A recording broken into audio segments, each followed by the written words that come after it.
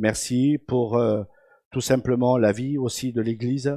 Elle est importante et nous voulons, Seigneur, tout simplement vivre cette Église, Seigneur, ensemble. C'est vrai que parfois c'est compliqué, parfois c'est difficile, mais en même temps, Seigneur, nous voulons nous rappeler que tu as été à côté de nous et que tu es à côté de nous, Seigneur, dans ce moment particulier. Je veux te prier aussi pour la prédication, pour les activités au sein d'une église, Seigneur, et c'est pas toujours évident de dire certaines choses, mais nous voulons ensemble avancer.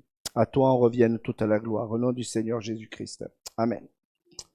Luc chapitre 10, les versets 25 à 37.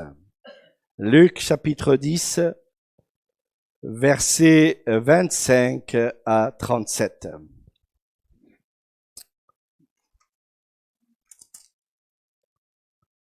Un docteur de la loi se leva et dit à Jésus, pour l'éprouver, « Maître, que dois-je faire pour hériter la vie éternelle ?»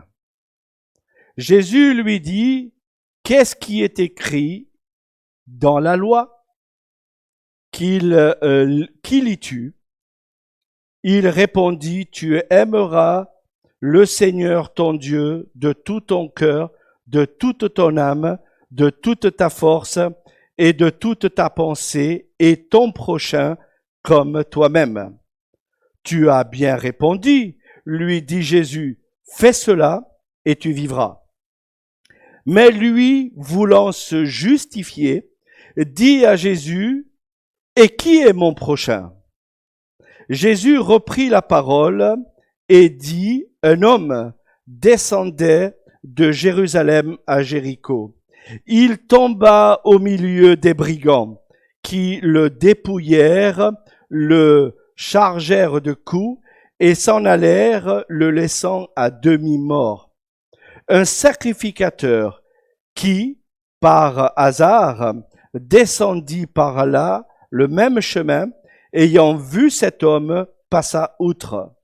Un lévite qui arriva aussi dans ce lieu, l'ayant vu, passa outre. Mais un Samaritain qui voyageait, étant venu là, fut ému de compassion lorsqu'il le vit. Il s'approcha et banda ses plaies en y versant de l'huile et du vin, puis il le mit sur sa propre monture, le conduisit dans une hôtellerie et il prit soin de lui.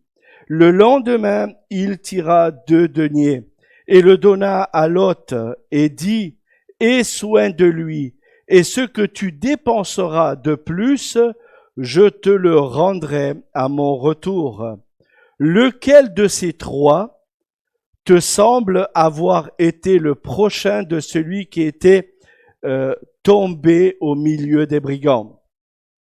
C'est celui qui a exercé la miséricorde envers lui, répondit le docteur de la loi. Et Jésus lui dit, va toi et fais de même.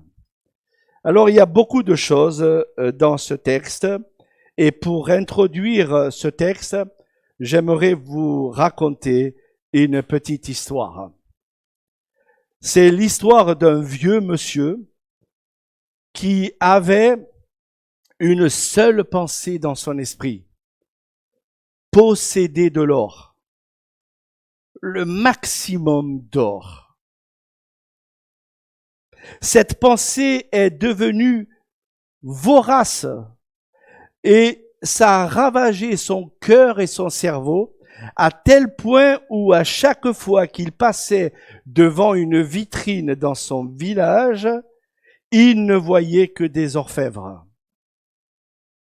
Un jour, n'en pouvait plus, il se précipita dans une bijouterie de son village et il remplit ses poches de bracelets d'or, de bagues et de montres. Évidemment, on l'arrêta. Dès la sortie de la bijouterie, les gendarmes lui demandèrent « Mais comment pouvez-vous croire que vous alliez vous en tirer à bonne affaire ?» La bijouterie était pleine de monde et il y avait des caméras de partout. Et voici la réponse de ce vieux monsieur. Ah bon? Fit l'homme étonné. Je m'en suis pas aperçu. Je voyais que l'or. Vous savez, l'histoire prête à sourire, mais quand on lit la parole de Dieu, je me dis que bien souvent, les hommes qui se sont approchés de Jésus étaient des personnes bien souvent aveugles. Elles avaient des idées, elles avaient des préjugés. Vous connaissez cette expression? Elles avaient une manière de fonctionner, une manière de penser. Et quand elles se sont approchées de Jésus, eh bien souvent, elles venaient juste voir Jésus pour essayer de l'éprouver, de le faire tomber. Qu'est-ce que les hommes aiment bien faire tomber les autres, hein? Dans notre humanité. Quand on regarde souvent l'actualité, je me dis l'Est ou l'Ouest ou le centre ne vaut pas mieux aujourd'hui. Mais cet homme, n'est-ce pas, s'est approché de Jésus pour l'éprouver, nous dit le texte, verset 25. Moi, je suis un docteur de la loi, j'ai une connaissance, je vais faire tomber Jésus. Je vais faire tomber Jésus. Et il s'est approché, mais on s'aperçoit que, au regard de ce que le Seigneur va répondre, ben en réalité, c'était un homme qui était aveugle. Il n'avait que des choses arrêtées dans son esprit et il a manqué, je pense, le coche par rapport à l'enseignement que le Seigneur voulait donner à cet homme. La question que je me suis posée, c'est comment avoir la vie éternelle. En tout cas, Jésus donne la réponse dans ce texte et on devrait s'en inspirer. Parfois, quand on partage l'évangile avec certaines personnes qui ne connaissent pas le Seigneur Jésus-Christ. 4 éléments importants à comprendre, en tout cas pour comprendre la vie éternelle. Tout d'abord, on va essayer de définir la vie éternelle. Alors, j'ai pas été exclusif, je suis allé dans le dictionnaire de la Maison de la Bible, le dictionnaire Emmaüs, et j'ai cherché donc une définition de la vie éternelle. La vie éternelle, c'est une vie spirituelle donnée aux croyants. Si je résume, c'est le Seigneur dit à l'humanité, si tu m'acceptes, si tu te réconcilies avec le Père, si tu crois en Jésus-Christ de tout ton cœur, je t'offre la vie éternelle. C'est assez simple, je viens d'en résumer ce que c'est la vie éternelle. C'est-à-dire que le Seigneur nous promet une vie après le trépas, pour employer le mot que nous avons chanté juste avant cette prédication. C'est-à-dire que le Seigneur nous promet une vie nouvelle après le trépas. Une vie éternelle. Une vie où nous serons dans sa présence pour l'éternité. C'est ça la vie éternelle. C'est-à-dire que quand on regarde dans la Bible, le Seigneur a promis à l'humanité la vie éternelle. Alors certains l'ont accepté, pas d'autres. En tout cas, cet homme de loi vient essayer d'éprouver Jésus pour essayer de comprendre cette histoire de vie éternelle. Vous savez, les Juifs avaient dans leur esprit, ils savaient que Dieu les bénirait s'ils obéissaient à la loi. La condition, c'est si tu obéis à la loi, regardez dans l'Ancien Testament, si tu obéis à la loi, si tu fais tout ce que je te dis de faire dans l'Ancienne Alliance, le Seigneur promettait bénédiction, joie, paix et plénitude. Le docteur de la loi qui s'approche de Jésus savait cela. Dieu lui avait promis une paix dans son cœur. dans le fait qu'il avait dans sa tête, si je suis la loi rigoureusement, si je mets en place, et je mets du conditionnel, si je mets en place la loi que le Seigneur me donne, alors à ce moment-là, je sais que je serai dans la présence.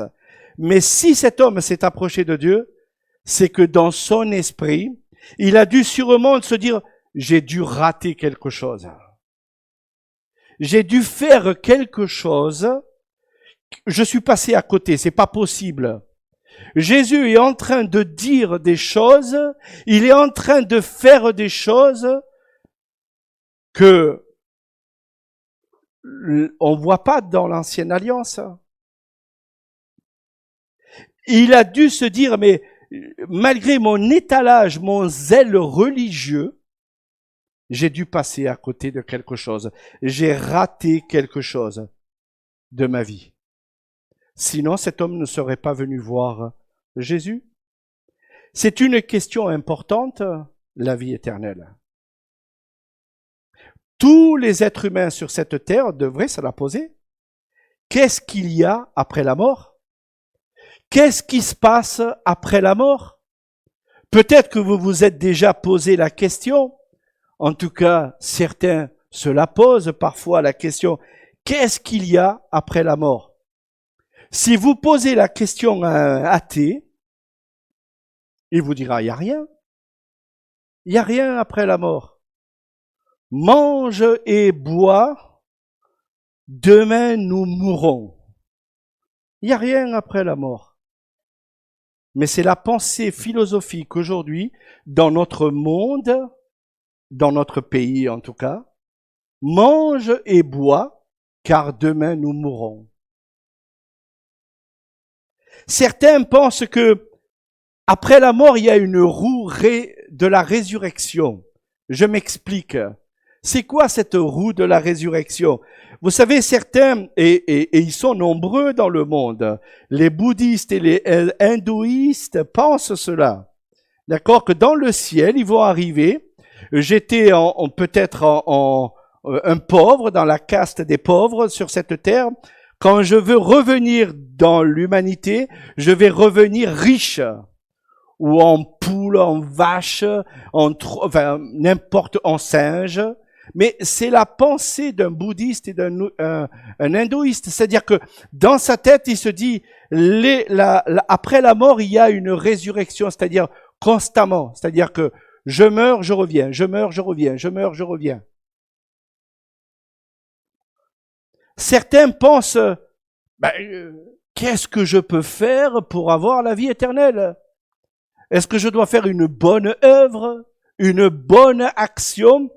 C'est ce que le jeune homme riche, quand il s'est approché de Jésus, au Matthieu chapitre 19, il dit, Maître, que dois-je faire de bon pour avoir la vie éternelle? Donc quelque part, il y a des gens, vous savez, qui posent de bonnes questions au Seigneur Jésus-Christ. Que dois-je faire de bon pour avoir la vie éternelle? Certains pensent qu'il y a un enfer après la mort. Je le crois. Personnellement, Dieu a créé un lieu de tourment. C'est biblique. C'est dans la Bible. C'est pas moi qui le dis. C'est pas Nicolas qui dit, il y a un enfer après la mort. Non, non. C'est le Seigneur Dieu qui dit ça. Mais il dit aussi que après la mort, il y a un lieu de paradis, un lieu de présence avec Dieu dans l'éternité. C'est Dieu aussi qui le dit. Alors, cette question, plusieurs l'ont posée à Jésus. Je vous ai rappelé, le jeune homme riche a posé cette question à Jésus. Nicodème, qui lui avait peur d'aller voir Jésus en pleine journée et de poser cette question à Jésus, mais le chapitre 3 de Jean nous explique que Nicodème avait cette question aussi à poser à Jésus par rapport à la vie éternelle. Et vous avez ce passage qui est cité souvent dans nos églises, Jean 3,16, il se trouve là. Cet homme avait besoin, en tout cas, que le Seigneur lui parle de la vie éternelle. Mais nous voyons dans ce texte que ces trois hommes En tout cas, pour lui, il veut éprouver Jésus. Hein. De tout son cœur, il veut faire tomber Jésus avec ses questions. Et le texte nous dit que même pour se justifier, qu'est-ce qu'on aime bien se justifier?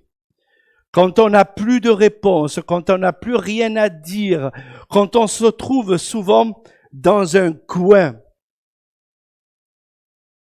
Moi, je me souviens quand j'étais petit, quand j'étais plus jeune, une de mes maîtresses me disait, Nicolas, va au coin. Je savais que quand j'allais au coin, j'allais porter un bonnet d'âne. C'est interdit maintenant de porter ce genre de matériel dans nos écoles aujourd'hui. Mais vous savez, ça m'a rendu plus fort. Hein. Pas que j'ai aimé le bonnet d'âne, mais je voulais plus aller au coin de la pièce au fond, parce que je voulais réussir dans ma vie. En attendant, cet homme s'est justifié, verset 29. Et on va voir pourquoi. Le docteur a cité l'Ancien Testament. Il cite deux passages, Deutéronome chapitre 6, verset 5, et Lévitique chapitre 19, verset 18. Il connaissait l'Ancien Testament. Vous savez, un docteur de la loi, on joue pas avec l'Ancien Testament, on joue pas avec la Bible. Hein. Ils connaissaient la Bible sur le bout de leurs ongles. Ils connaissaient. Vous pouvez demander un verset de la Bible, ils pouvaient vous le citer mot pour mot. Ces hommes connaissaient la Bible. Et le Seigneur va réagir et va lui dire, Jésus affirma à cet homme, fais cela et tu vivras. Fais cela et tu vivras. Aimer Dieu par-dessus tout. Mais c'est impossible. Aimer mon prochain par-dessus tout. Mais Seigneur, la barre est haute. La barre est trop haute, j'arrive pas j'arrive pas à ce niveau-là, c'est impossible d'arriver à ce niveau-là. Et c'est ce que le Seigneur lui dit. Fais cela et tu vivras. Mais au lieu de cela, il se justifia. Verset 29. Qui est mon prochain? Quand j'ai lu cette question, je me dis, c'est les questions qu'on nous donne parfois dans le bac. Vous savez, les jeunes, le bac, quand on vous pose des questions, et je me dis, mais celui qui s'est inspiré pour dire à un jeune, écoute, tu vas tabler là-dessus pendant toute une matinée et tu vas falloir me donner une réponse en 3 points. Hein, et je me dis des fois, franchement, vous devez vous gratter la tête. Je comprends quand les jeunes réussissent le bac et qui crient, je l'ai eu avec mention très bien. Ouais. Heureusement que vous avez travaillé toute l'année. Hein. Heureusement, hein, parce que c'est pas à la dernière minute que vous allez avoir ce chiffre qui vous dit j'ai eu mon bac. J'espère que quelques-uns ont eu leur examen. J'ai vu sur le site de l'église que quelques-uns ont eu leur examen. Gloire à Dieu. Hein. Mais vous avez travaillé toute l'année. Hein. Et moi, je vous encourage, hein, n'attendez pas la dernière minute pour travailler. Hein. Faut travailler toute l'année hein, pour réussir de bons chiffres. C'est important pour toute votre vie. Et je voudrais quand même vous le rappeler, vous les jeunes qui êtes ici. On ne base pas sa vie sur le bac. Moi, je voudrais quand même vous le dire. Hein. Ne basez pas votre vie sur le bac. Le bac est peut-être juste un point qui va vous apporter à une vie professionnelle. Si vous saviez tout ce que j'ai fait avant de me retrouver en tant que responsable d'église, j'en ai fait des choses. Hein. J'étais plombier, j'étais cuisinier, j'ai fait la plonge. Et maintenant, je suis responsable d'une église. J'en ai fait des choses. Mais le Seigneur avait un objectif pour moi. Le Seigneur avait un but pour moi. Et c'est ce qui était le plus important. Troisième élément, les conditions de recevoir la vie éternelle. L'homme, au lieu de comprendre le message du Seigneur Jésus-Christ, eh bien, il a mis, en tout cas, de dire, ah ben d'accord, je dois suivre la loi, je dois suivre les 10 commandements, je dois suivre ce que le Seigneur me dit dans l'Ancien Testament, le rôle de la loi, mais la Bible nous dit clairement que la loi était juste pour nous faire prendre conscience qu'on était des pécheurs coupables. La loi n'a pas été donnée dans Genèse. La loi a été donnée après de la sortie de l'exil. Et les hommes étaient déjà des pécheurs quand Dieu leur a donné la loi. Et cet homme le savait bien quand il s'est approché de Jésus. L'homme était pécheur. On ne peut pas aimer uniquement parce qu'on va respecter la loi à la lettre, à 100%. Même s'il l'aurait fait, ça aurait été impossible. Ce que Jésus lui a demandé, c'est pas de suivre la loi à la lettre, c'est de transformer ton cœur et ton esprit. C'est ça que tu as besoin de comprendre. C'est pas de suivre une loi, les 10 commandements. De toute façon, c'était impossible. Et cet homme le savait bien quand il s'est approché de Jésus. C'était impossible.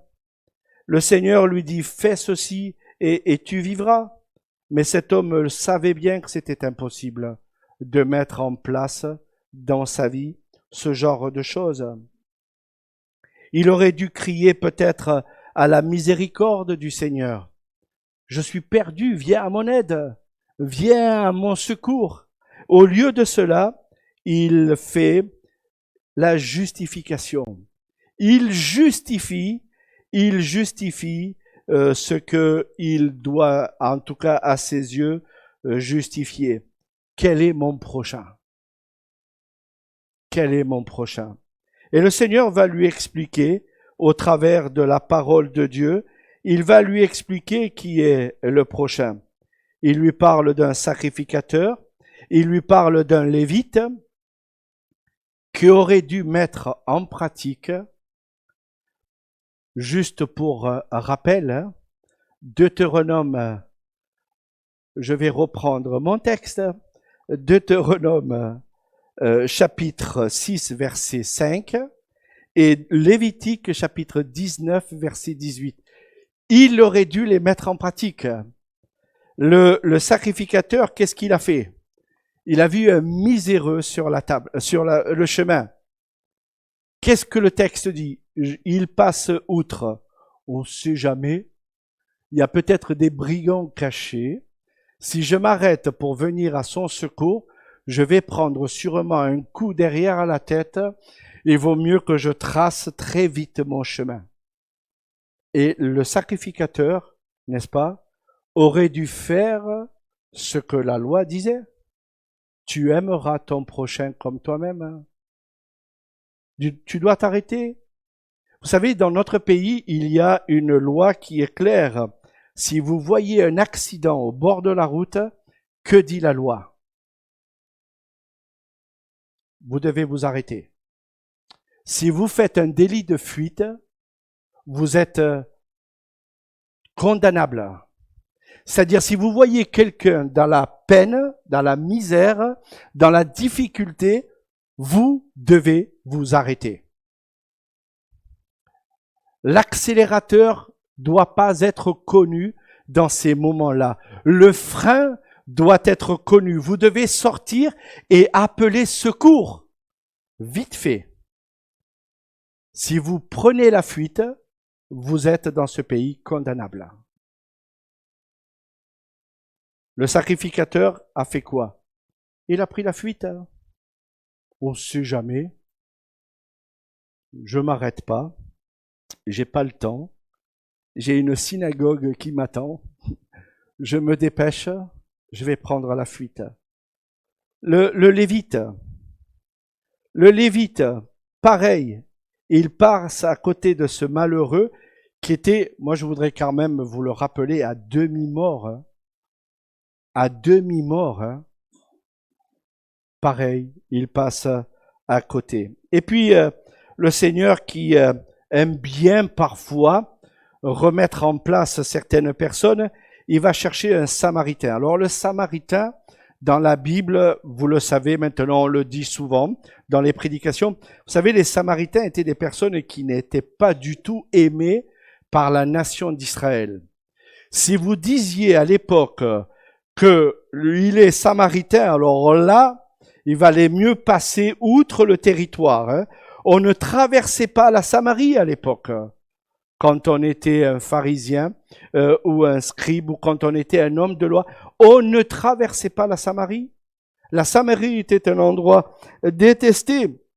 Et le Seigneur va employer de dire, ben regardez ce que ce Samaritain a fait. Lui, il s'est arrêté, il a pris soin. Il a pris soin de la personne. Je savais pas qu'on pouvait mettre du vin et de l'huile et qu'on pouvait soigner des plaies.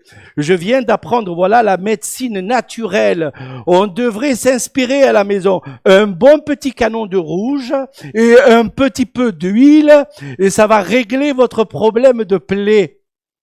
Mais le Seigneur savait que ces choses étaient normales à l'époque. Il n'y avait pas besoin d'oxygéner, d'alcool 90 ou je ne sais quoi encore pour soigner des plaies. En tout cas, cet homme prit le temps de panser les plaies de ce Samaritain, de cette personne qui était sur le bord de la route. Il a pris du temps. Il a même sorti 2 deniers de sa poche. C'était une somme. Hein. Moi, je ne sais pas si des fois on lit les textes tranquillement dans la sagesse et dans l'intelligence. Je me dis, ben bon, tu l'as soigné, c'est bon, tu lui as mis de l'huile et du vin. Tu as fait ton job. Bye bye. Tu l'apportes à l'hôtellerie. Tu dis à l'hôtelier, écoute, s'il dépense plus que ce qu'il a prévu, quand je reviens la prochaine fois, je te donnerai ce qui te manque. Je me dis, waouh, on aimerait rencontrer des Samaritains comme ça sur la route. Hein.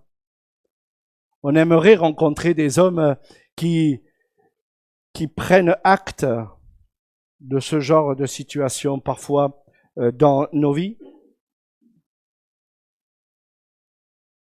Et en fin de compte, on s'aperçoit qu'il est passé outre. Et l'homme de la loi, le docteur de la loi, savait bien ce qu'il était en train de dire. Il savait bien que celui qui avait agi avec miséricorde, c'est pas le sacrificateur, c'est pas le lévite, c'est le samaritain qui a manifesté la miséricorde. Et il lui dit, toi fais de même, rentre à la maison et fais de même. En réalité, il savait très bien que de toute façon, il ne pourrait pas faire 1/10 de ce que le Seigneur lui a dit. Et ça me fait penser à chaque fois que je lis un texte comme ça dans le Nouveau Testament, je me dis, mais l'apôtre Paul, qui était un homme de la loi, qui connaissait la loi, il a analysé son peuple assez rapidement. Si vous lisez l'épître aux Romains, le démarrage de l'épître aux Romains, vous allez voir que Paul vraiment a mis le doigt sur ses compatriotes. Il a compris, sous l'inspiration de notre Seigneur Jésus-Christ, il a compris réellement ce que ces Juifs étaient en réalité. Et voici ce que Paul leur dit à un moment donné quand il écrit la lettre de Paul, Romains chapitre 2, les versets 23 à 29. L'apôtre reprend ses compatriotes en leur disant, « Toi qui te fais une gloire de la loi, tu déshonores Dieu par la transgression de la loi. » Et Paul leur dit, tu fais une gloire de la loi de Dieu, les 10 commandements, tu les mets en valeur, mais tu les déshonores toi-même, ces 10 commandements. Et il leur dit, car le nom de Dieu est blasphémé parmi les païens à cause de vous. Comme cela est écrit, la circoncision est utile si tu mets en pratique la loi. Mais si tu transgresses la loi, ta circoncision devient incirconcision. Si donc l'incirconcision observait les ordonnances de la loi, son incirconcision ne sera-t-elle pas tenue pour circoncision? Je vous laisse lire le texte parce que je dois encore lire d'autres textes après. Mais c'est intéressant ce que Paul leur dit. Paul leur dit, en réalité, vous mettez en valeur la loi, mais vous l'obéissez pas. C'est comme la loi nous dit dans ce pays, tu dois attacher ta ceinture de sécurité. Moi, c'est la première, c'est un réflexe. Enfin, je le dis honnêtement, c'est devenu un réflexe. J'attache ma ceinture de sécurité parce que je sais que au premier carrefour, s'il y a la police, je peux perdre des points. C'est une sécurité.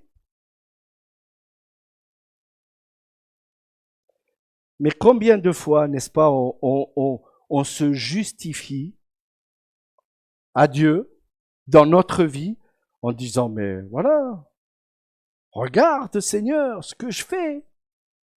Regarde ce que je mets en pratique dans ma vie. Regarde les bonnes œuvres que je fais. Ça vaut rien du tout. Ça vaut zéro. Ça vaut zéro. Et on aime se justifier, n'est-ce pas? En tant qu'être humain, on aime se justifier. Et l'apôtre Paul leur a rappelé un petit peu plus loin, encore chapitre 10 de l'Épître aux Romains, frères, le vœu de mon cœur et ma prière à Dieu pour eux, c'est qu'ils soient sauvés. Je leur rends témoignage qu'ils ont du zèle pour Dieu, mais sont sans intelligence. Waouh! Mais il n'y avait que l'apôtre Paul qui pouvait dire un truc pareil. Ils ont du zèle pour Dieu. Je me dis, mais combien j'ai rencontré dans mon ministère des gens qui ont du zèle pour Dieu, mais qui sont souvent sans intelligence, qui n'ont pas de bon sens, qui se justifient pour des choses que Jésus-Christ ne leur pardonnerait même pas. On aime bien, n'est-ce pas, se justifier. Et l'apôtre Paul savait bien qu'en réalité, ces hommes se justifiaient de certaines choses. En réalité, ils ne mettaient pas en pratique un dixième de ce que Jésus leur demandait. Ma conclusion. Il y a plusieurs personnages dans ce texte. On va essayer de les résumer, si vous voulez bien. Le premier, c'est l'homme de la loi. Le deuxième, c'est Jésus-Christ. Le troisième, c'est le sacrificateur. Le troisième, c'est le lévite et le cinquième, c'est le bon samaritain. Allez, je vais prendre un petit peu de temps pour conclure avec cela. Dans quelle classe, dans quel endroit tu te classes dans ce texte? Est-ce que tu es un docteur de la loi qui vient de temps en temps éprouver Jésus ou te justifier devant Jésus? Est-ce que tu es Jésus-Christ même qui dit certaines choses, qui dit clairement certaines choses? Si tu veux la vie éternelle, voilà, il n'y a pas besoin de te justifier, il n'y a pas besoin de faire ceci ou faire cela. Est-ce que tu es un sacrificateur, un lévite ou tout simplement un bon samaritain?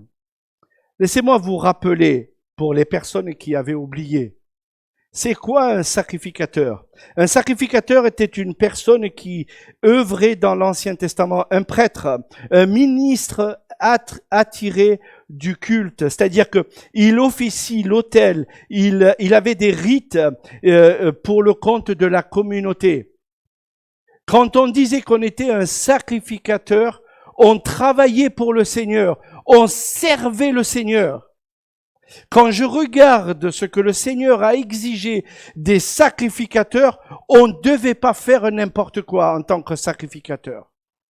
Il y avait des exigences, des choses claires, nettes, précises. Il y avait un costume à porter. Ce matin, j'ai fait exprès, j'ai pas mis de cravate parce que j'avais chaud. Mais il y avait un costume à porter. N'est-ce pas? Il y avait une règle de conduite en tant que sacrificateur. Et quand Jésus lui dit, tu dois aimer ton Dieu de tout ton cœur, de toute ton âme, de toute ta pensée, et aimer ton prochain comme toi-même, le sacrificateur ne l'a pas fait. Le sacrificateur ne l'a pas mis en place dans sa vie. Et je me dis, mais ça doit m'inspirer à moi en tant que serviteur de Jésus-Christ aujourd'hui au 21e siècle. Alors je suis plus sous la loi, c'est vrai. Mais le sacrificateur avait le service dans le sanctuaire. Il devait enseigner la loi du peuple. Il devait consulter Dieu avant d'aller travailler. Avant d'aller au boulot, il devait passer du temps avec le Seigneur et après, je peux aller bosser. Tu vas me dire peut-être ce matin, mais je suis pas sous l'ancienne alliance. Je suis pas sous la loi, moi. Je suis pas dans l'Ancien Testament. Je suis dans le Nouveau Testament. Alors, encore une fois, pour ceux qui oublient la parole de Dieu, Hébreux chapitre 7, versets 24 à 27 nous dit que Christ est le souverain sacrificateur unique et parfait. Oui, c'est vrai. Mais dans le même texte, dans le même épître, chapitre 10, versets 19 à 22, on nous dit que nous devons être des imitateurs, c'est-à-dire nous devons suivre le souverain sacrificateur. Et nous avons nous à mettre en place dans notre vie le fait que Jésus est notre exemple, donc nous devons suivre cet exemple. Nous devons mettre en place, c'est-à-dire que les croyants aujourd'hui font partie d'un sacerdoce royal. Nous avons une identité en Christ aujourd'hui. Il n'y a plus de clergé, il n'y a plus ceci, il n'y a plus cela, c'est vrai. On n'est plus sous la loi, c'est vrai, mais on a quand même des responsabilités en tant que chrétien. Vous en convenez avec moi. Vous avez des responsabilités. Si le Seigneur, Dieu te dit, tu dois aimer ton Dieu de tout ton cœur, de toute ton âme, de toutes tes pensées, est-ce que tu le mets en place dans ta vie personnelle? Est-ce que tu crois en cela? Est-ce que tu crois, si tu vois un prochain demain, c'est-à-dire quelqu'un qui a des besoins, est-ce que tu vas t'arrêter pour lui? Est-ce que tu vas prendre le temps? Est-ce que tu vas mettre la main à la poche pour lui? Est-ce que tu prends conscience que ce que le Seigneur demande, c'est parfois une barre très très haute, hein? Mais mes amis, on est des enfants de lumière, hein? On est des enfants en Christ, on est des nouvelles créatures. En Christ, nous sommes des nouvelles créations, une nouvelle création. Nous ne devons pas faire comme le monde fait aujourd'hui. Le monde, c'est vrai, on dit il va à sa perte, mais le monde ne suit pas Jésus-Christ. Nous suivons un sauveur, nous suivons un Seigneur. Nous devons mettre en pratique la parole de Dieu. Nous devons agir comme le Seigneur nous demande d'agir parfois. Le Lévite avait une vocation particulière. Lui, il devait s'occuper du matériel, vous savez, de tout ce qui se passe dans le tabernacle. Il devait apporter, transporter, il devait nettoyer, il devait faire tout ce qui se passe dans le tabernacle. Et le Seigneur a choisi comme ça des hommes pour servir dans dans le tabernacle. N'importe qui ne rentrait pas dans le tabernacle. On ne faisait pas rentrer un païen. On ne faisait pas rentrer la première personne qu'on voyait dans la rue et dire « Allez, vas-y, tu peux faire ceci ou tu peux faire cela ». Il y avait des exigences. Et la Bible nous dit que les personnes qui travaillaient au sein de l'Église étaient des personnes qui s'occupaient des choses matérielles du Seigneur, qui prenaient soin des travaux, enfin en tout cas des choses précieuses pour le Seigneur. La Bible nous dit que les descendants, les patriarches Aaron étaient lévites parce que Dieu les avait choisis pour ça. Je me dis, vous savez, ça fait réfléchir parfois aux personnes que nous mettons en avant dans l'Église. Vous savez, les personnes que nous voulons honorer au sein d'une Église. Et je veux honorer les saints. La Bible nous demande d'honorer les gens. La Bible dit, honorez-vous les uns les autres. Mais je me dis, mais Seigneur, est-ce que c'est sage d'honorer telle ou telle personne quand je vois que sa vie, son comportement n'est pas à la gloire du Seigneur? Est-ce que c'est sage de mettre quelqu'un en avant et de dire, mais il honore pas Dieu de tout son cœur, de toute son âme et de toutes ses pensées? Est-ce que c'est sage de le faire? Moi, je pense qu'on devrait réfléchir parfois quand on veut honorer quelqu'un au sein d'une église. On devrait être en accord dans ce domaine. Et je pense que nous devrions être au clair dans ce domaine. Le Seigneur a demandé des exigences. Alors c'est vrai, on n'est plus sous l'ancienne alliance. On est sous la nouvelle alliance, c'est vrai. Mais la Bible nous donne aussi des directives dans la nouvelle alliance. Alors où es-tu? Est-ce que tu es un homme de la loi?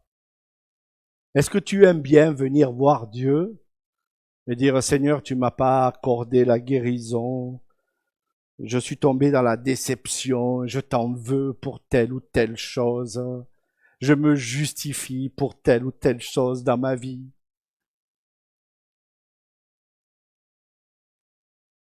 Ou est-ce que tu gardes le silence et tu fais ce que le Seigneur te demande de faire? Tu aimeras ton Dieu de tout ton cœur, de toute ton âme et de toute ta pensée. Vous savez, ça nous laisse réfléchir parfois. Et je voudrais vous pousser à réfléchir parfois à votre vie spirituelle avec le Seigneur. Mon but, c'est de vous faire réfléchir à votre vie spirituelle avec le Seigneur. Et je me dis, des fois, j'en fais pas un dixième. Je me dis, mais cette semaine, je suis passé à côté. J'ai pas fait ce que le Seigneur m'a demandé de faire. Je suis passé à côté. Mais ça s'appelle s'examiner soi-même. Hein, vous savez, quand on dit, mais là, je suis passé à côté, j'ai pas fait ce que le Seigneur m'a demandé de faire en tant que chrétien, dans ma vie spirituelle. Je suis passé à côté. Alors que nous puissions être à l'écoute de notre Seigneur Jésus-Christ et de pouvoir dire, Seigneur, voilà, je veux être comme toi, je veux te ressembler. Je veux être un ambassadeur pour Christ. Connaissez cette expression? Je veux être un ambassadeur pour le Seigneur. Amen. Que le Seigneur vous bénisse avec ces quelques paroles.